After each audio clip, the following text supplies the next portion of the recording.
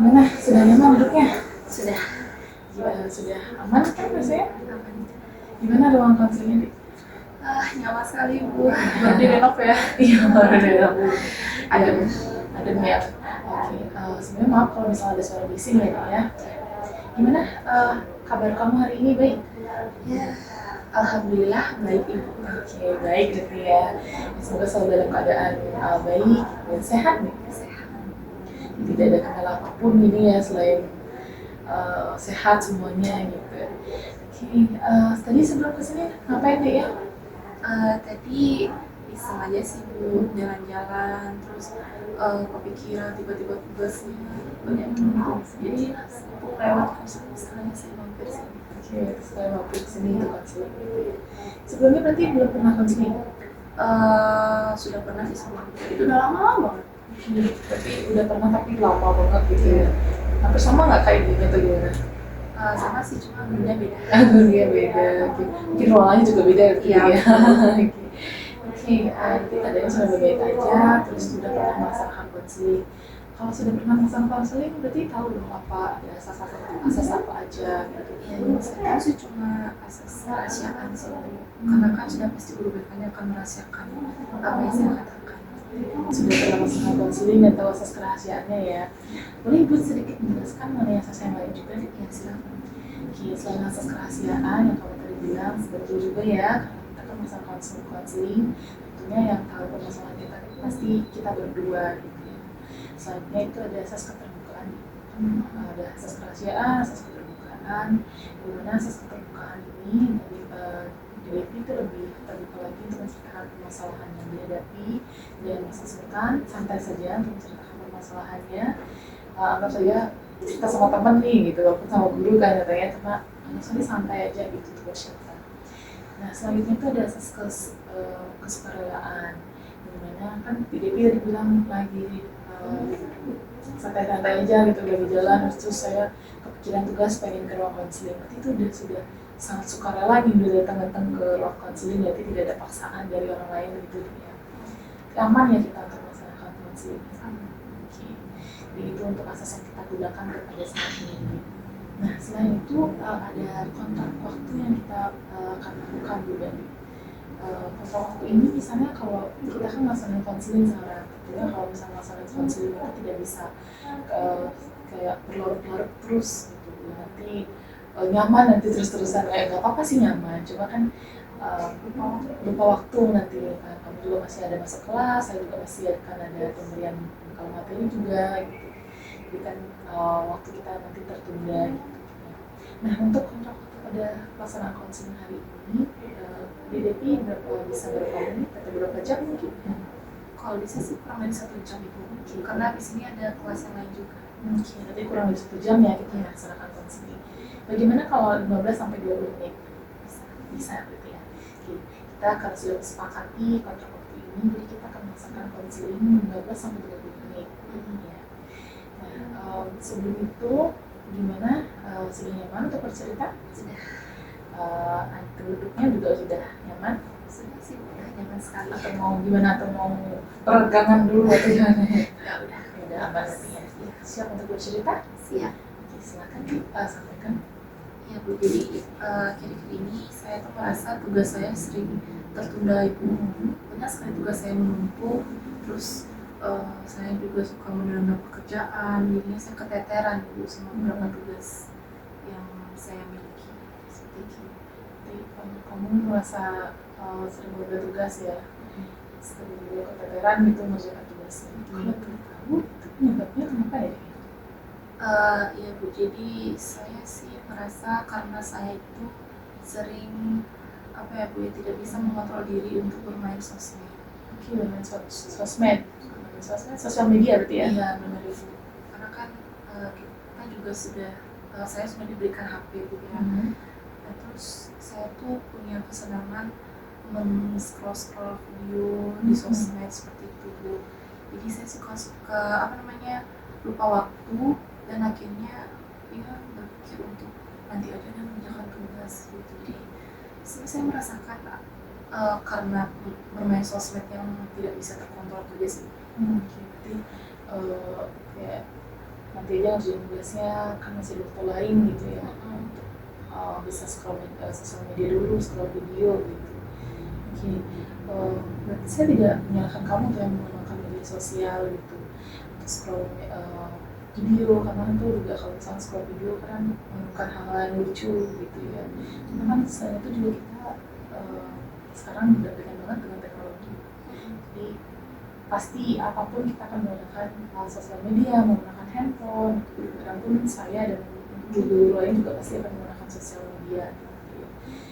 Oke, tapi kan untuk penggunaan sosial media itu kan ada batasannya. Biasanya di Dewi itu menggunakan sosial media dari jam berapa sih biasanya? Biasanya kalau pulang sekolah itu sampai kamar langsung main HP di atas kasur. Tuh nggak cukup saya waktu sejam 2 jam, jadi paling nggak tuh sampai jam 9 malam. Oke, Seperti itu berjam-jam. itu berarti dari pulang sekolah gitu ya. Berarti ini kebiasaan ini dimulai dari kapan nih? Sebenarnya dari dulu sih Bu, cuma saya merasa dampak buruknya itu sekarang. Tugas itu jadi banyak tertunda dan itu, jadi saya keteteran buat tugas. Sebenarnya dari dulu, cuma kamu baru menyadarinya sekarang karena udah tugasnya banyak gitu ya. Apa sih hal yang membuat Dewi itu sulit untuk berhenti menggunakan handphone atau mengurangi menggunakan handphone atau menggunakan sosial media itu? Ya, jadi yang buat saya merasa senang itu karena kalau apa namanya Bu, yang namanya TikTok, Instagram, itu kan banyak video-video lucu dan konten-konten yang saya sukai. Nah itu tuh yang menurut saya healing tersendiri itu setelah saya melalui beberapa jam di sekolah. Itu kan pernah gitu ya seharian di sekolah. Terus saya ingin mengalihkan rasa jenuh saya dalam belajar itu melalui sosial media dengan melihat-lihat video-video. Terus kalau saya kan suka dengerin musik ya, kalau saya merasa kayak penat gitu tuh saya mendengarkan lagu, melihat video musik gitu. Itu alasan kamu tuh sulit mengurangi media sosial atau penggunaan handphone gitu ya. Jadi karena banyak sih sekarang penggunaan TikTok itu ya dia, TikTok memang banyak kan sih penggunaannya sekarang. Karena pun apa namanya teman-teman saya juga pakai TikTok, saya pun pernah pakai TikTok juga ya, cuma kan kalau ada sama juga ya. Dari apa yang kamu sampaikan, kita akan mencari cara agar kamu bisa mengurangi penggunaan handphone dan bisa mengatur waktu kamu.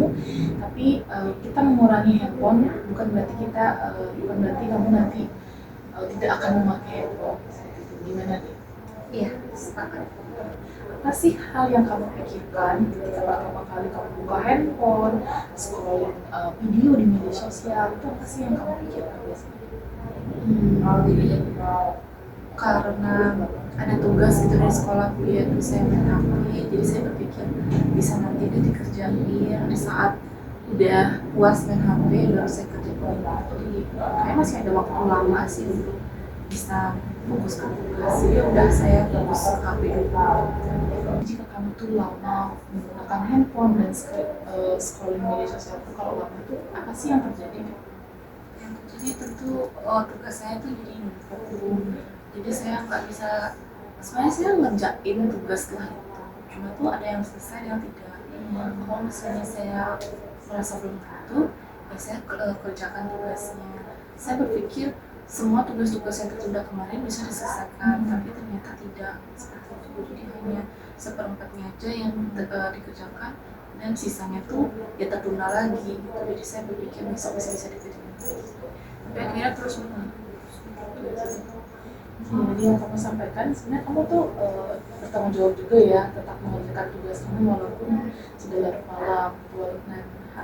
Dan kamu tahu sendiri juga hasilnya tidak optimal dan itu tetap membuat tugas kamu yang lain kan menumpuk gitu ya. Sebenarnya kamu sadar akan itu ya dia, cuma tapi belum terlalu bisa mengatur waktunya gitu ya. Kamu sendiri apa sih kebiasaan yang membuat hal ini terus-terusan? Menurut saya karena saya juga merasa penat di sekolah itu, merasa capek setelah seharian sekolah, setelah belajar. Kalau misalnya saya ada masalah sama teman dan segala macam kan banyak yang saya rasakan di sekolah itu ya. Terus saya pulang ke rumah ingin melepas semua beban itu, ingin mencari kesenangan sendiri gitu. ya saya berpikir yang terdekat adalah bermain HP seperti itu, karena saya merasa sebagian hidup saya itu juga bergantung kepada HP gitu. Berarti mulai penat juga ya karena udah seharian ini bersosialisasi dengan orang-orang di luar juga. Gimana, apa sih yang kamu rasakan nih dari bermain HP itu daripada belajar? Apa yang kamu rasakan?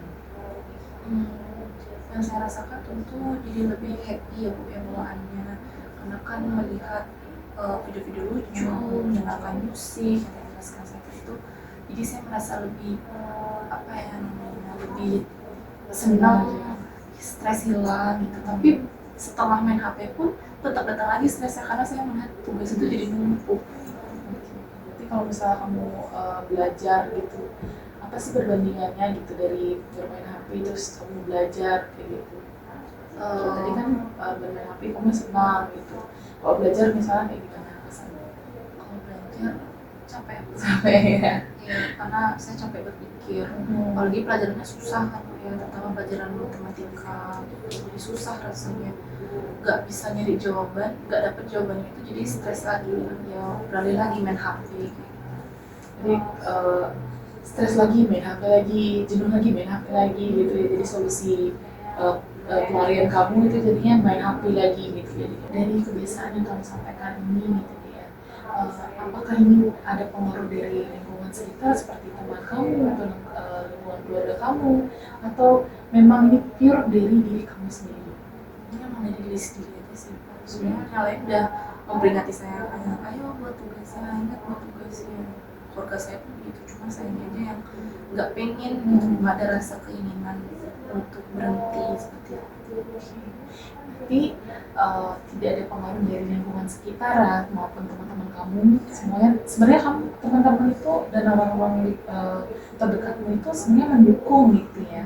Tapi dari kamu sendiri udah sih nanti aja gitu, untuk mengerjakan tugasnya bisa dikerjakan belakangan aja gitu ya. Apa yang kamu sampaikan tadi itu ya, apa sih tujuan yang ingin kamu capai dalam pelaksanaan konseling ini? Tentu saya ingin saya lebih bisa mengontrol diri, terus tugas saya itu jadi nggak tertunda. Jadi ya saya ingin mengurangi kebiasaan saya bermain HP yang lupa waktu seperti itu sih. Saya lebih ingin tugas saya itu terselesaikan, itu aja. Jadi ingin tugasnya terselesaikan dengan baik dan juga kamu bisa mengatur waktu kamu dalam menggunakan handphone, menggunakan sosial media dan lain-lain gitu ya. Yang kamu sampaikan tadi mengenai tujuan yang ingin kamu capai, kamu ingin mengatur waktu, ingin mengerjakan tugas supaya tidak menumpuk. Adalah perasaan yang kamu pikirkan sekarang dari yang tadinya kamu ingin mengerjakan tugas belakangan aja dengan mengerjakan tugas diselesaikan sekarang. Kalau saya sih berpikir kalau misalnya tugasnya bisa dikerjain nanti saya makin malas Bu. Jadi malah fokus main HP. Tapi kalau saya berpikir tugasnya bisa kayak diselesaikan sekarang, itu saya ada rasa semangat itu dalam diri sendiri Bu. Kayak bisa sih saya kerjain tugasnya kayak gitu. Jadi kamu yakin sebenarnya ya tugas itu bisa diselesaikan? Misalnya ada yang teman kamu nih yang mempunyai permasalahan sama kayak kamu, kayak contohnya mengerjakan tugas, melakukan surat tugas, susah mengatur waktu, sering bermain handphone, sering scrolling media sosial. Gimana sih tanggapan kamu jika ketemu teman seperti itu? Kalau saya ke teman-teman yang perilakunya sama seperti saya Bu ya, mungkin saya bisa bilang ke dia kayak selesaikan dulu tugasnya, main HP itu bisa kapanpun, terus sosmed itu nggak akan ada habisnya, jadi lebih baik selesaikan dulu yang seharusnya diselesaikan. Kalau sudah selesai baru bisa istilahnya beri reward ke diri sendiri dengan bermain HP sepuasnya. Dari yang kamu sampaikan bagus ya dia, tapi kamu bisa nggak untuk menerapin buat diri kamu sendiri? Saya rasa bisa kalau saya mau mencoba. Ya, saya yakin juga kamu pasti akan bisa ya dia, kalau kamu mencobanya dengan secara niat dan konsisten juga ini ya. Oke, baik. Dari kamu DP yakin akan mencoba dan pasti bisa ya untuk mencobanya. Bagaimana nanti kalau gitu di DP mencatat penggunaan handphonenya. Semisal kalau sekarang ada misal besok gitu ya, jadi menggunakan handphone dari pulang sekolah jam berapa sampai jam berapa itu dicatat, lalu Devi juga mencatat bagaimana pembelajarannya di rumah dan mengerjakan tugasnya di rumah. Jadi seperti di Devi itu membuat self controlling buat diri sendiri seperti itu. Devi bisa mencatat mengatur waktunya, penggunaan handphone jam berapa, belajar jam berapa, pengerjaan tugas jam berapa, sehingga Devi bisa konsisten lagi untuk mengerjakan tugas-tugas yang menumpuk tadi. Dan Devi juga bisa menggunakan handphone lagi tanpa harus menghilangkan handphone itu, gitu ya. Jadi harus membuat jadwal menggunakan self controlling seperti itu ya. Jadi Devi gimana, siap? Siap. Oke, siap untuk mencatat siap untuk mencatat penggunaan handphonenya dan waktu belajarnya? Iya Bu, saya siap. Saya akan mencatat bagaimana penggunaan saya menggunakan handphone. Oke, baik sekali, bagus sekali Dek ya. Saya yakin kamu pasti bisa untuk mencatat dan mengatur waktu kamu dengan baik ya. Selain itu juga setelah Devi bisa mencatat itu, bagaimana nanti Devi juga mencoba untuk belajar selama mungkin 2 jam atau 3 jam untuk Devi belajar. Setelah itu Devi juga bisa menggunakan handphone seperti itu. Nanti di dalam pencatatan penggunaan handphone itu dan mengatur waktu itu, Devi juga bisa mencoba untuk menjadwalkan belajarnya dari waktu yang sedikit dulu yang misalnya kayak 1 jam, 2 jam, perlahan lah, secara perlahan untuk nanti Devi bisa mengatur waktunya. Gimana, bagaimana Dek? Bisa? Ya, mungkin saya coba dari 1 jam dulu ya, lama-lama kalau saya bisa saya nanti tingkatin lagi 3 jam. Bagus sekali, nanti ditingkatkan lagi Dek ya. Bagus sekali ya Dek ya, kamu mau untuk mencobanya. Saya harap nanti minggu depan kita akan melaksanakan konseling lagi. Minggu depan kamu bawa self controlling diri kamu sendiri, bagaimana, apakah sudah bisa mengatur waktu dengan baik atau tidaknya ya Dek ya. Nanti kita lihat minggu depan. Oke, siap? Siap ya. Oke, setelah kamu melaksanakan konseling hari ini, please kedengeran? Oke,